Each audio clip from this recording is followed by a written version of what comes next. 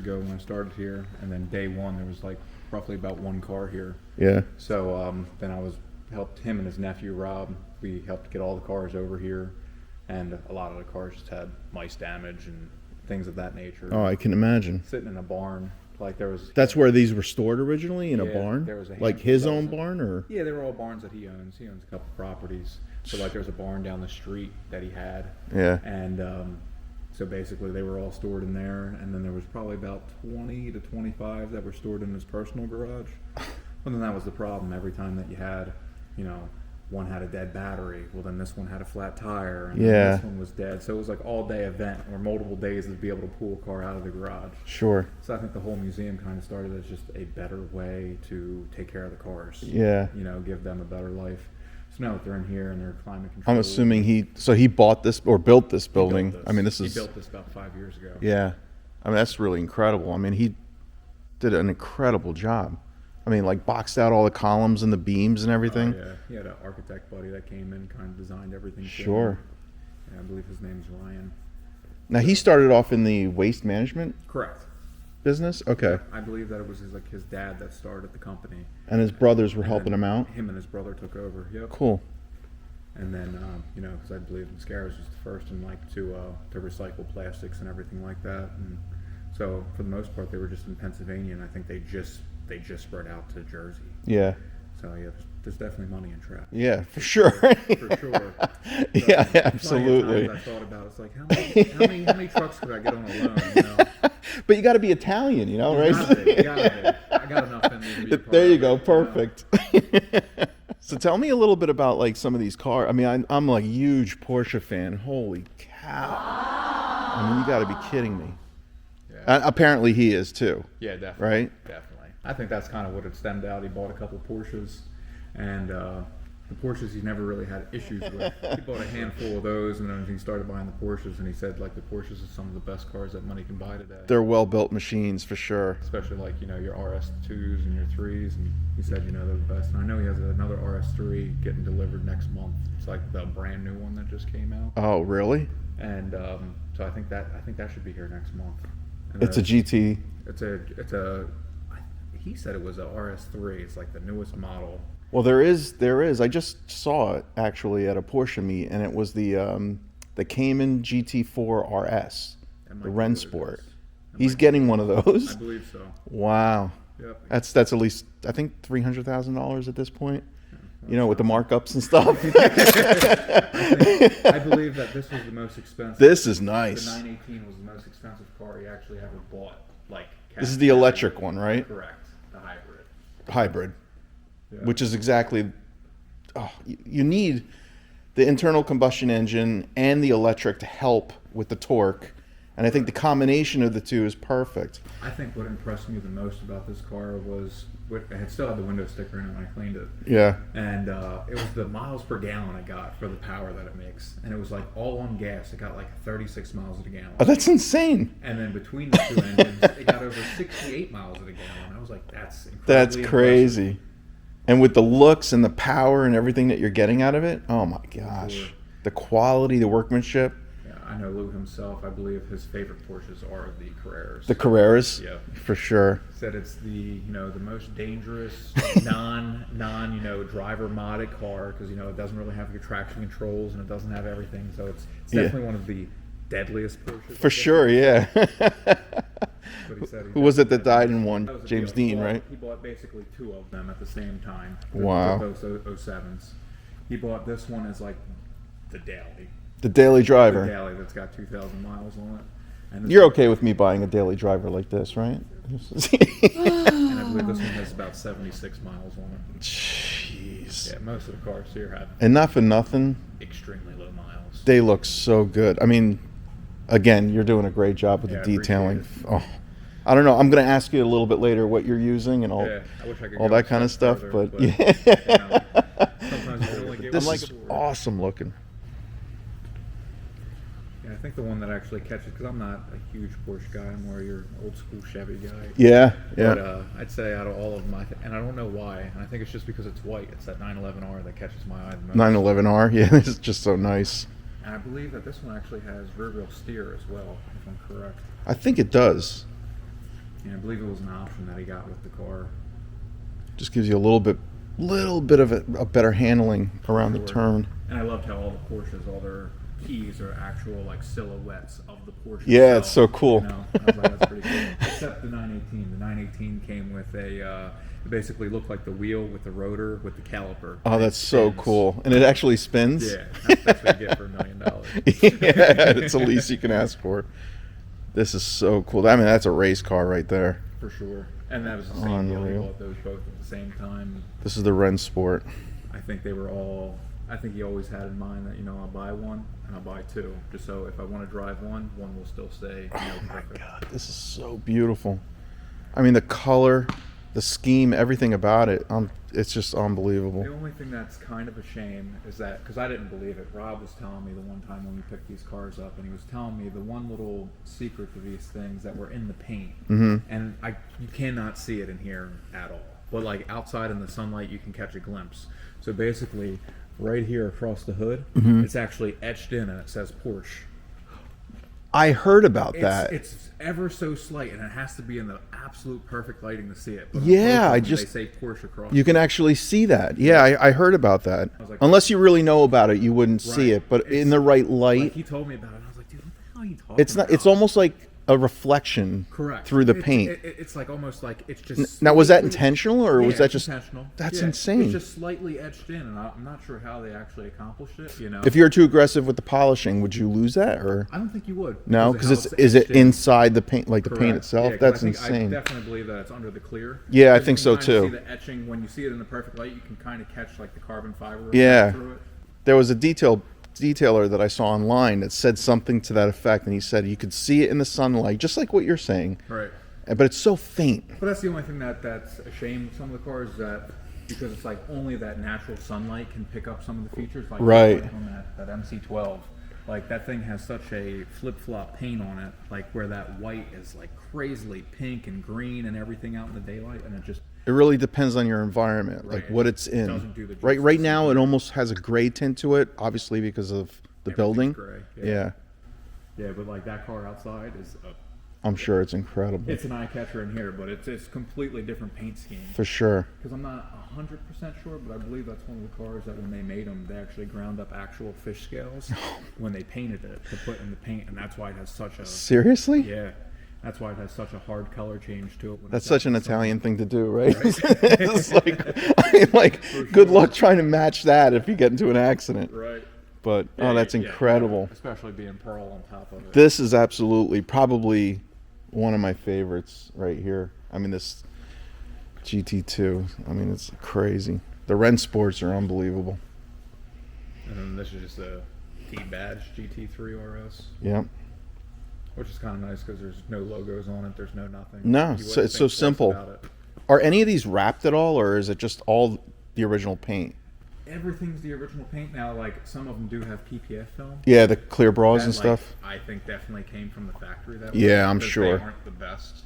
Oh, they're not? No. Usually like the factory installed PPF films, like unless they had. It's not like a Zypel or something like that. Yeah, it's definitely not. I think like especially on like the Carrera GT, the yellow one. When you start looking at it, you can really tell. You could tell. Half the hood's done, and you can kind of see the cut off. I hate it when they do that. And just do the whole hood. Backs of the mirrors and stuff. But yeah, I hate when they do half the option. But that's silly. Yeah, just do the whole hood. Rate, well, granted, for what you're paying for the car, it's already a lot of money. But so is the PPF film. You know, you wrap the whole car in PPF film, you could look anywhere from $2,000 to $5,000 easily. Yeah. Other than that, I think the only other car that has film on it is the GT40. GT40. Okay, that's on the other side. The new Ford GT. So that one has film on it. Other than that, none others have film on it. It's simple. I did the valve cover gaskets on that. I did spark plugs on it. Did the on this? Yep. Did a whole bunch of stuff. Did new coolant hoses on it. Just stuff from insane. From it. I mean, it's a really nice example of a GTO. That's for sure. You know, this is kind of like what your Miami Vice type. You know. That's correct. I always tell everybody that this is like the best form of a Bitcoin that money could have bought. Yeah, for sure. Because one just sold at an auction. It had 14,000 miles on it, and it sold for $4.5 million. And they sold for $83,000 and $85,000, brand new, which was a lot of money. A lot of money back then, for sure. So we assume that this one's probably worth in the $5 million range. you know, something like Yeah, that. if you bought it out on like auction or And something. because it has 1,400 miles on it, you know, and it's the same with the Testarossa. The Testarossa has like 1,800 miles. The F50, I believe, has 2,100 miles. The Lambo barely has any miles. I think that has like 1,000 miles. 1,000 miles on that? Jeez. Barchetta being the full-out race car, it barely has any miles on it. Is that street legal though? To an extent. So Yeah. I think that you're allowed to make them street legal because we do have a plate for it. Okay. And it does have taillights, and technically we retrofitted the headlights in the front of it. So you could technically drive it on the road, Okay.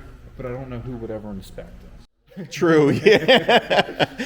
You'd have to bring it to a. Consider when your head sticks above special the windshield, garage. I don't know how they feel about that. It's got a roll cage on it. But to me, like me personally, especially with this car and the paint, I've got 60 hours into that car, fully correcting everything, trying to fix everything that there was between the paint. It's got like a whole aluminum trans tunnel in it that I was cleaning up, Insane. and it needed touch-up work and stuff like that. But yeah, you start getting into those like valleys that go into the intercoolers and stuff with a little buffer. You got like the little Dremel buffers and stuff Yeah, like that. like the Root Sidebird and stuff. Oh, like cool. that. Yeah, they got some really nice equipment now. Yeah, I definitely invested most of my money all back in the detail products. As much as I made, I invested it twice in the detail stuff, especially when it comes to these ceramic coatings and whatnot. No, this is awesome, man. I was hoping I'd actually get to meet Lou. You know, I don't know if he's coming out today, He but comes every now and then. It's not all the time. So like when we first opened, he was here every Sunday. But then after that, he kind of like shied away for a little bit. is that the original truck from his It's not. family? It's not. It's not. Everyone thinks so. Yeah, I mean, you look at it, right? He just had that fully redone. That's cool. I believe that when he originally bought that, he gave me a little background story on that. When he originally bought that, I believe that it came from Milwaukee, Milwaukee, cool. and it was driven all the way from Milwaukee to here. No And I way. was like, that had to be one long drive, you know, because I'm sure the thing barely goes 35, 40 miles an hour. Yeah, exactly. Bounces the entire way. And then he had like the tires and wheels redone, and he said it took like Yeah, I it think looks was- great. I think it was a month per tire to do with how they refinished them. He They're said when all wooden. He said when he got it, he said the rubber on it was only about yay tall, and then when he got them refinished, and they No came back this tall, way. he never knew that they were supposed to be that tall. Incredible. But I'm sure it's one hard ride. Oh yeah, right. Exactly. It's like you're running on a steel. This is definitely. Yeah, but I think he had this one restored about like I want to say almost 20 years ago. But that's the only problem with this. It's a hand crank to get it started. I guess nobody wants to break their forearm. So it's on my list of one day when I have time to go over it and try to get it running again. Yeah, that'd be pretty cool. Because now, like most of the gas gelled up, this thing's been leaking coolant for, I don't know, the past 2 years. I don't know how there's coolant still in it. I'm assuming you actually go through each and every one of these and start them up every now and then. I start them up twice a month. Twice a month. Cool. Yep. Start them up twice a month, and then every single one's on a tender. Yeah, I saw that. That's pretty cool. Yep. You got like But- battery tenders on all of them. Unfortunately, This is my other favorite car, the Corvette. yeah, my other favorite's next to it. Just yeah, the He actually Camaros. just picked these cars up, I'd say, last year. I guess he got them. These were the two Last newest year? editions, the 69 Yanko and the 57 Vet. He actually went for the 57 Vet. Yeah. The same guy had this, and he just made a deal and bought both of them. So he bought both of these from the same person? Yep. And Wow. Too, it was in Allentown. Really? So as long as you're in the know, you know. Oh, you know some 100%. people, you can find some pretty awesome stuff. That's what I figured. I mean, you know, I go to so many different car shows and so many different museums and stuff. Eventually, I'll find someone that's got something that's like pretty decent that For I can sure. afford and willing to put the Probably money won't out be for. here. It won't be here. That's awesome. I mean, and the other thing I noticed too is that all the cars are just like really good shape. I mean, there's not like too Yeah, many because it's such flaws low at all. miles. Yeah. Like I'd say out of all of them, this is actually his nephew, Rob. This has Thunderbird. Thunderbird. So this is actually a driver car. That's nice. So I mean, the I- color's so unique. Yeah. So yeah, I guess it's like. Yeah, I mean, think about the age though. And this is, Sure. I don't know if this is original paint. Is this This is not not original paint, right? Yeah, I guess it was like last Christmas. Mm-hmm. He did the wire wheels, and I coated those for him. And then my dad. Oh, that must have been a job and a Oh, half. I hate those wire wheels. They're the biggest pain. And then my dad actually put a Tremec 5-speed in it for him last year too. That's awesome. had to do some modifications to the trans tunnel and whatnot to get that to fit. Look at that. So, You even have a USB connection in there. Yep, it was for the radio. For the radio. So the radio is meant to look old, but it's actually a newer school It's a radio. newer school radio. They do that a lot now, that you can buy all like the stuff that's meant to look right, Yeah. but is actually all new with USBs and Awesome. everything of that nature. Yeah, this is a great example, though. This is a fantastic. I love Thunderbirds too. They're really nice looking. For sure. Yeah, I'd say that it's like it's only this car and the Cadillac that's technically not loose. Not lose. Ah, well. Because the Cadillac was a family member that passed away. Oh, really? It's technically loose now. But Oh, okay. I believe- Yeah, that's pretty cool. Yeah, I had to go to corporate a couple weeks ago, and it was the first time I was actually ever there for the trash company. Oh, okay. And it's really easy to find Lou's office. It's the one that has all the cars in it. You know? It's got all the pictures of everything. So the business still runs today. Still yep, still part in of it. business and still a part of it. Awesome. That's so cool. I was amazed with the some of the vehicles they have back here. You know, like the GTO Yeah. and. I actually just got done doing a bunch of work to that one too. I just Yeah? got done putting the fuel tank back in it. Oh, really? So that thing's a 1995. It's a kit based. That's a car kit. that you could buy.